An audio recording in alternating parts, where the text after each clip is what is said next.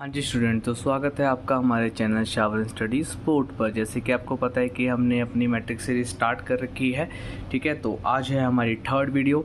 तो 11 क्वेश्चन हम already discuss कर चुके हैं, ठीक है, जिसमें हमने 2023 और 24 के क्वेश्चन डिस्कस किए थे, ठीक है। और बहुत ही जिस क्वेश्चन में शॉर्टकट अप्लाई होता है उसका शॉर्टकट भी बताया था, और जिसमें डिटेल एक्सप्लेनेशन की ज़रूरत थी मैंने वो भी दी थी।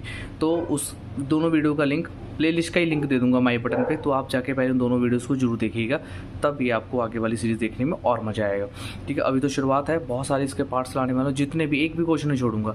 CBSE का जिस भी रीजन में जो भी क्वेश्चन आ रहा है सारे क्वेश्चन लेकर आऊँगा, ठीक है। और इसी सीरीज़ में आप बने रहिएगा, आपको सारे क्वेश्चन यहाँ पे बैठे बैठे मिल जाएंगे, ठीक है। तो चलिए आज का हम डिस्कस करते हैं अपना पहला सबसे फर्स्ट क्वेश्चन। यस, हमारे पास क्या है, यहाँ पे एक मैट्रिक्स दे रखी है A और दूसरी दे रखी है B, ठीक है। तो then the value of the x which a square equal to b is.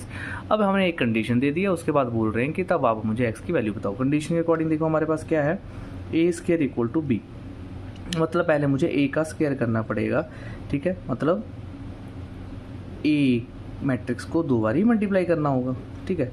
तो चलिए करते हैं शुरुआत मैट्रिक्स की मल्टीप्लिकेशन, ठीक है। तो कैसे करते हैं, पहली रो को पहली कॉलम के साथ एक्स का एक्स के साथ किया, एक्स स्क्वायर, जीरो को 1 के साथ किया तो जीरो ही बन जाएगा। अब यहाँ पे सेकंड एलिमेंट के लिए एक्स को 0 के साथ किया जीरो, जीरो को 1 के साथ किया जीरो। अब फिर से अब ये सेकंड वाली रो को फर्स्ट कॉलम के साथ, फिर इसी सेकंड रो को सेकंड कॉलम के साथ, 1 को एक्स के साथ किया एक्स, 1 को 1 के साथ किया +1, 1 को 0 के साथ किया जीरो, 1 को 1 के साथ किया, ये आ गया 1। तो ये आपकी किसकी वैल्यू आ गई, ए स्क्वायर की वैल्यू आ गई। अब हम अपनी कंडीशन को अप्लाई कर देते हैं।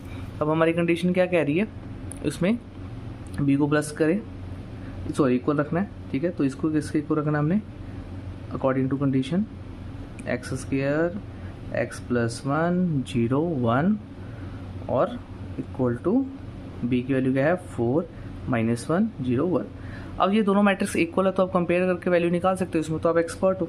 यहाँ से एक्स स्क्वायर, ये आपका ये 1 1 एलिमेंट है, ये भी 1 1 है, तो एक्स स्क्वायर इक्वल टू क्या आया 4।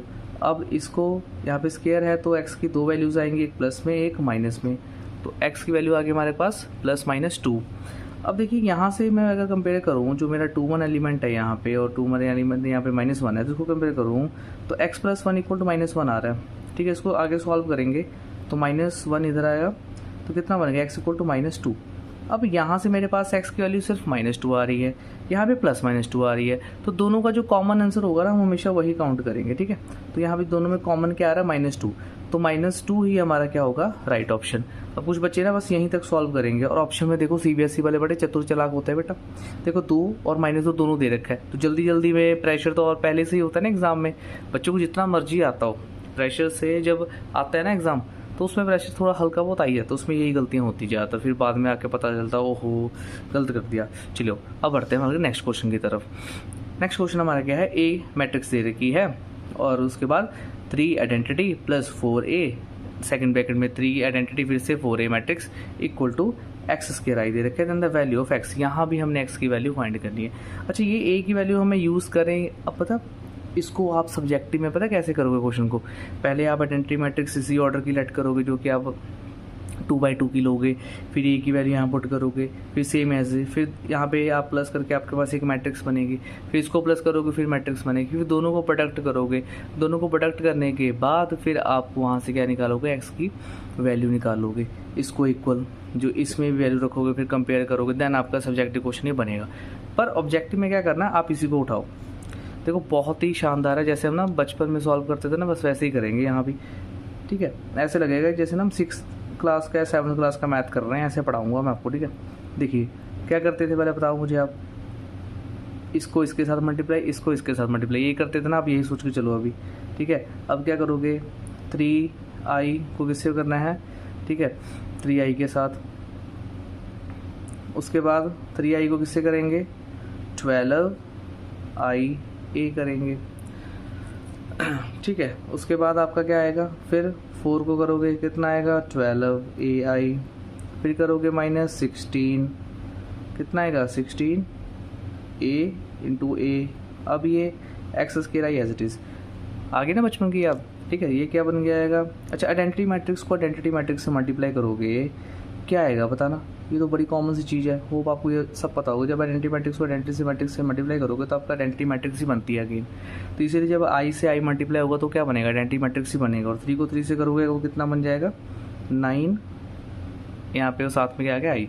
अब देखो, अब अच्छा किसी भी मैट्रिक्स को अगर आइडेंटिटी मैट्रिक्स से मल्टीप्लाई करते हो तो अगेन वही मैट्रिक्स बनेगा। मान लो जैसे मेरे पास ना ए मैट्रिक्स ये है 0 -1 1 0 को गिवन है। अगर मैं इसको मल्टीप्लाई कर देता हूँ ना आइडेंटिटी मैट्रिक्स के साथ तो सेम मेरे पास यही वाली मैट्रिक्स जो ये वाली मैट्रिक्स है यही आएगी। ठीक है, ये वाली मैट्रिक्स अगेन आ जाएगी। तो ये छोटे छोटे रिजल्ट है जो बहुत काम आते हैं। ठीक है, तो यहाँ पे अगर मैं आइडेंटिटी मैट्रिक्स को ए से मल्टीप्लाई करता हूँ तो मेरे पास ए मैट्रिक्स एज इट इज़ आ जाएगी। तो यहाँ पे क्या बन गया 12 ए। उसके बाद यहाँ पे फिर से ए को अगर मैं आइडेंटिटी मैट्रिक्स से मल्टीप्लाई करता हूँ तो मेरे पास क्या बन जाएगा, फिर से 12 ए बन जाएगा। अब यहाँ पे -16, ठीक है, और ए को ए से किया तो ए स्क्वायर आ गया, एक्स स्क्वायर साथ में आ गया आइडेंटिटी। ठीक है, यहाँ पे बिल्कुल मैंने आराम से सॉल्व किया। होप आपको सारा अच्छे से समझ आया होगा। ठीक है, कोई भी डाउट नहीं होगा। और देखो ये प्लस का ही माइनस का कैंसिल, क्या बच गया 9 identity -16 A square equal to x square I. अच्छा ये बताओ, ये तो 9 आइडेंटिटी है। अब ये बताओ जो ए स्क्वायर है वो तो हमने निकाला नहीं, तो ए स्क्वायर क्या होगा आपके पास। ठीक है, अब ए स्क्वायर आपको निकालना पड़ेगा। चलिए हम ए स्क्वायर निकाल लेते हैं, यहाँ पे साइड में निकाल लेते हैं ए स्क्वायर को। 0 -1 1 0 0 1 -1 0। चलो इन अब ए स्क्वायर की वैल्यू मुझे यहाँ पे चाहिए थी इसलिए मैं इसको लेके चल रहा हूँ। अब यहाँ पे मल्टीप्लाई करो, 0 को 0 से किया 0 आ गया, 1 को -1 से किया -1 आ गया। उसके बाद 0 को 1 से किया 0, फिर 1 को 0 से किया 0 आ गया। अब इधर के लिए -1 को 0 से किया 0, इसको 0 से किया 0, -1 को -1 से किया -1 + 0। तो अब देखो अगर मैं इसमें माइनस कॉमन निकाल लूँ तो ये क्या बन गया, बताओ क्या बन गया, माइनस का आइडेंटिटी मैट्रिक्स। मतलब यहाँ पे मैं वैल्यू पुट कर सकता हूँ किसकी, ए स्क्वायर मतलब माइनस की आइडेंटिटी मैट्रिक्स। समझ पा रहे हो ना बेटा। चलो आगे देखो, अब 9 आइडेंटिटी प्लस ये माइनस प्लस हो जाएगा 16 आइडेंटिटी मैट्रिक्स और इधर। अब ये कितना बन गया 25 identity matrix equal to x square identity matrix आप कैंसिल कर दोगे। 25 इक्वल टू एक्स स्क्वायर और एक्स की वैल्यू आ गई आपके पास 2 वैल्यूज़ प्लस और माइनस। कितने प्यारे तरीके से हमने सॉल्व कर लिया। Option number C is the right option. देखिए एक स्टेप पे किया है, हमें कोई ज़रूरत नहीं पड़ी इसमें मैं सारी वैल्यूज पुट करने का। आप इसी को सिंप्लीफाई कर लो, आपका आंसर आ जाएगा। मैंने तो बड़े प्यार से समझाया है, ये छोटे छोटे रिजल्ट आपको साथ में बताए हैं, पर आपको पता है ना कि आप आराम से ईजिली उड़ा दोगे इसको। समझ पा रहे हो ना। चलिए अब हम देखते हैं अपना नेक्स्ट क्वेश्चन। ठीक है, चलिए इसमें हमें क्या दे रखा है, एक मैट्रिक्स दे रखी है। हमने अब क्या फाइंड करना है, देखो मैट्रिक्स की पावर कितनी 2023 किसके इक्वल होगा। ठीक है, अब इसमें क्या करना होता है, पहले आप सबसे पहले इसका स्क्वायर कीजिए और देखिए हमारे पास क्या बन रहा है। हमारे पास मैट्रिक्स क्या है 0 1 0 0। चलिए अब इसका हम स्क्वायर करते हैं, हमारे पास क्या आएगा। देखो हमारे पास मैट्रिक्स क्या थी 0 1 0 0। अब इसका स्क्वायर करो, क्या आ रहा मेरे पास, देखो आएगा, इसको 2 बार मल्टीप्लाई करते हैं मैट्रिक्स को, हमारे पास आ गया 0 1 0 0। ठीक है, अब 2 बार मल्टीप्लाई करोगे तो अभी हमने मल्टीप्लाई सीखी, 0 को 0 से किया 0, 1 को 0 के साथ किया तो पहला एलिमेंट 0, फिर से 0 को 1 के साथ किया 0, 1 को 0 के साथ किया फिर से 0, 0 को 0 के साथ किया फिर से 0 के साथ किया 0, 0 को दोनों 0 है यहाँ पे, फिर से क्या बन गया 0। मतलब आप देख पा रहे हो यहाँ पे ए स्क्वायर की वैल्यू में क्या आ गया, मेरा नल मैट्रिक्स आ गई। नल मैट्रिक्स क्या होते हैं, जिसमें सारे ही आपके एलिमेंट्स क्या होते हैं 0। अब मैंने फाइंड क्या करना है, ए की पावर क्या फाइंड करनी है हमने 2023, यही फाइंड करनी है ना। ठीक है, अब मुझे बताओ तो अगर यहाँ पे कोई और पावर होती है, जैसे मान लो कि मैक्सिमम मेरे पास, इसको मैं अगर इसमें से वो कर दूँ कम, 2 कम कर देता हूँ या 3 कम कर दूँ, तो मेरे पास ये इस तरीके का बनता, ऐसे बनता। मान लो ये क्या आता, इसको फाइंड करना भी, इसको ऐसे कर लो, होल्ड कर लो, ये क्या आता, इसको मैं क्या 10 लिख सकता हूँ पावर में, 2 की पावर 1010 लिख सकता हूँ। मुझे बताओ इसकी वैल्यू क्या है। मैट्रिक्स देखो आंसर मेरा आ चुका है, पर मैं आपको थोड़ा सा और एक्सप्लेन कर रहा हूँ। अभी हमने इसके क्या है, वो तो 0 ही रहने वाला है। अब 0 की पावर आप करोगे तो आंसर क्या आएगा आपका, मतलब वो मैट्रिक्स जितनी ही आगे बढ़ाते रहो फिर आगे फिर से 0 आएगा। ठीक है, ये वो वाला 0 मत समझना है, ये मैट्रिक्स वाला 0 है। ठीक है, इसमें क्या होगा कि अगर आपका ए स्क्वायर 0 आ रहा है, फर्दर आप फिर से अगर ए से मल्टीप्लाई करूँगा तो जीरो ही बनता रहेगा। तो आप चाहे जितनी मर्जी पावर कर लें, आपका आंसर क्या आएगा, जीरो मैट्रिक्स ही आएगा। तो इसमें ऑप्शन क्या आएगा इसका, आपका ऑप्शन नंबर सी। समझ रहे हो ना, यहाँ पे बस आपने पहली पावर चेक करनी है, उस यहाँ पे अपनी पहली पावर चेक करनी है, उसके बाद तो आप आगे जिससे मर्जी मल्टीप्लाई करोगे, सारे एलिमेंट ही जीरो, तो आगे सबको मल्टीप्लाई कर जीरो ही बनाएगा। चाहे आगे आप जितनी 1000 पावर कर लो, 2000 पावर कर लो, 3000 पावर कर लो, सबका आंसर जीरो आना है। ठीक है, तो यहाँ पे मैंने आपको वैसे बताया था, ये आपको 2 से मल्टीप्लाई कर कितना आएगा, 20 आएगा। और प्लस में अगर आप ए की पावर 3 भी करोगे तो वो again null matrix plus null matrix आपका क्या बनने वाला है, नल मैट्रिक्स ही बनने वाला है।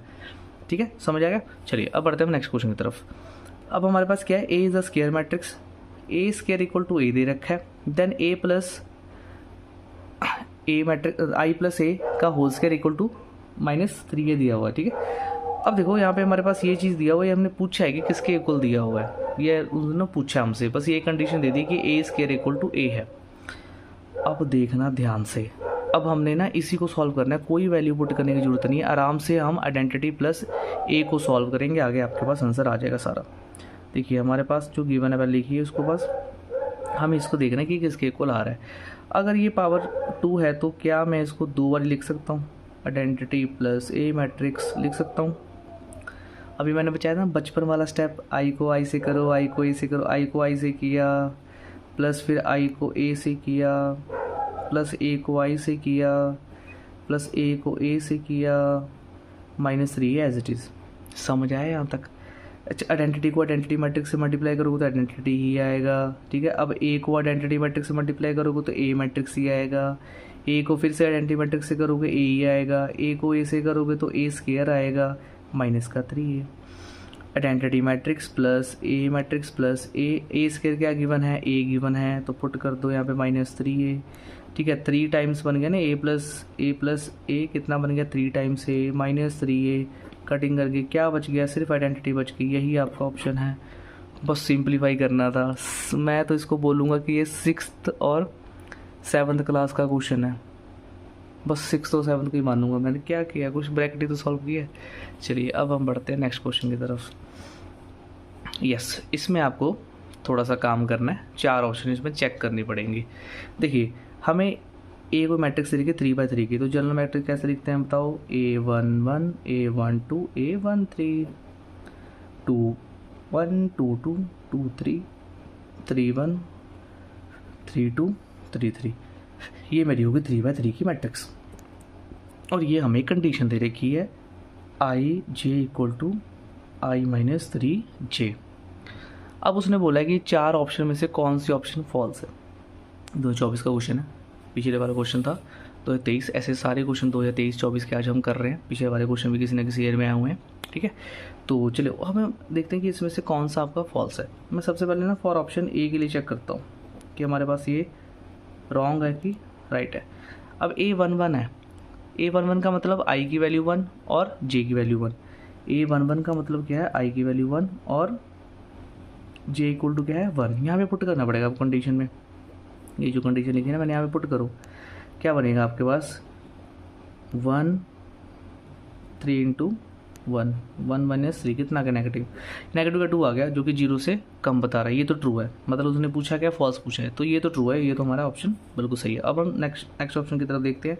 बी क्या देखे हैं, A12 2 1 = -6, मतलब पहले आप 1 2 पुट करो, कहाँ पुट करोगे इस कंडीशन में, तो आप 1 पुट करोगे तो 1 आ गया, फिर यहाँ पे 2 पुट करोगे जे की जगह, प्लस ये अलग चीज़ है, फिर प्लस 2 1 का मतलब आई की जगह 2 पुट कर लो, 1 जे की जगह 1 पुट कर लो। ठीक है, अब आगे इसको सॉल्व कर लेते हैं।